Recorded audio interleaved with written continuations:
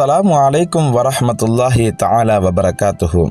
தொடராக நாங்கள் பிரார்த்தனை செய்வதனுடைய சட்டதிட்டங்களை பற்றி பார்த்து வருகிறோம். அந்த அடிப்படையிலே நபிகள் நாயகம் ஸல்லல்லாஹு அலைஹி வஸல்லம் அன்னவர்கள் கூறிய இன்னொரு ஹதீஸ் என்னவென்று சொன்னால், உங்களுடைய பிரார்த்தனைகள் இறைவனிடத்தில் ஏற்றுக்கொள்ளப்பட வேண்டும் என்று சொன்னால், நீங்கள் சாப்பிடுகின்ற உணவு, நீங்கள் அணிகின்ற ஆடைகள், நீங்கள் இருக்கின்ற இடம், இவைகள் ஹலாலானதாக தூய்மையானதாக இருக்க வேண்டும் என்கிறார்கள்.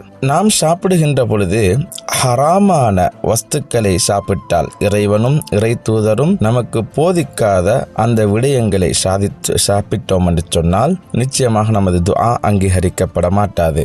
பிறர்களுடைய சொத்துக்களை அபகரித்து அவைகளை கொண்டு எங்களுடைய உடைகளையும் இடங்களையும் நாங்கள் ஆக்கிக் கொண்டோம் என்று சொன்னாலும் நமது பிரார்த்தனைகள் அங்கீகரிக்கப்பட மாட்டாது என்பதனை நபியுல்லாஹி ஸல்லல்லாஹு அலைஹி வஸல்லம் அன்னவர்கள் சொன்னார்கள். சஅத் பின் அபி வக்காஸ் ரலியல்லாஹு அன்ஹு அன்னவர்கள் நபிகள் நாயகம் ஸல்லல்லாஹு அலைஹி வஸல்லம் அன்னவர்களிடத்திலே வந்து, நாயகமே யா ரசூலல்லாஹ், எனது பிரார்த்தனை ஏற்றுக்கொள்ளப்படுவதற்கு நீங்கள் துஆ செய்யுங்களே, பிரார்த்தியுங்களே என்று சொன்னார்கள். அப்பொழுது நாயகம் ஸல்லல்லாஹு அலைஹி வஸல்லம் அவர்கள் சொன்னார்கள், சாதே, உங்களது உணவு பாவனைகளை ஹலாலாக்கிக் கொள்ளுங்கள் என்றார்கள். பின்பு சொன்னார்கள், ஒரு பிடி ஹராமான உணவு 40 நல்ல விடயங்களுடைய அமலை வீணாக்கி விடுகிறது என்றார்கள் நபிகள் நாயகம் ஸல்லல்லாஹு அலைஹி வஸல்லம். அத்தோடு சொன்னார்கள், யாருடைய உடம்பிலே ஹராமான உணவுகள் போய் சேர்ந்து இருக்கிறதோ, அந்த சதை வளர்கிறதோ, அவருடைய உடம்பு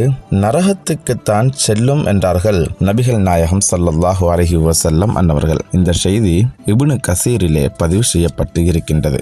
எனவேதான் நமது உணவு, உடை, இடம் இவைகளை தூய்மையானதாக ஆக்கிக்கொண்டு இறைவனிடத்திலே பிரார்த்தனை செய்யுங்கள். நிச்சயமாக அல்லாஹ் உங்களுடைய பிரார்த்தனைகளை ஏற்றுக்கொள்கிறான் என்ற கருத்துக்களை நாங்கள் இன்று அறிந்து கொண்டோம். எனவே இப்படியான நல்லோர்கள் கூட்டத்திலே இறைவன் என்னையும் உங்களையும் சேர்த்துக் கொள்வானாக. வஸ்ஸலாமு அலைக்கும் வரஹ்மத்துல்லாஹி வபரகாத்துஹு.